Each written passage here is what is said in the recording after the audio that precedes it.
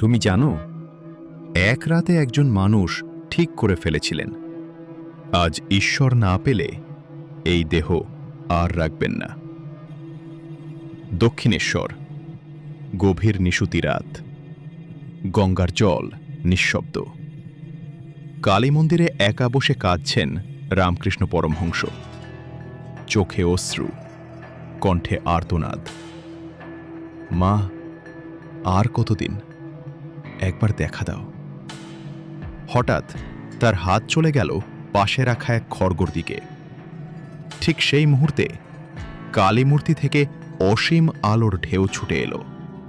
সমস্ত মন্দির আলোয় ভরে গেল। রামকৃষ্ণদেব পরে বলেছিলেন, আমি দেখলাম মা জীবন্ত হয়ে আমার দিকে আসছেন। তারপর আর কিছু মনে নেই। তিনি লুটিয়ে পড়লেন মাটিতে, নির্বিকল্প সমাধি। ভয় নেই, মৃত্যু নেই, শুধু অসীম শান্তি। সেই রাতের পর রামকৃষ্ণ আর শুধু মানুষ রইলেন না, তিনি হয়ে উঠলেন ঈশ্বরের মানুষ। এক রাত, এক সিদ্ধান্ত, আর জন্ম নিল এক মহাত্মা। আরও এমন রহস্যময় অজানা কাহিনী পেতে লাইক, শেয়ার আর সাবস্ক্রাইব করে আমাদের পাশে থাকুন। মতামত জানাতে ভুলবেন না কমেন্টে।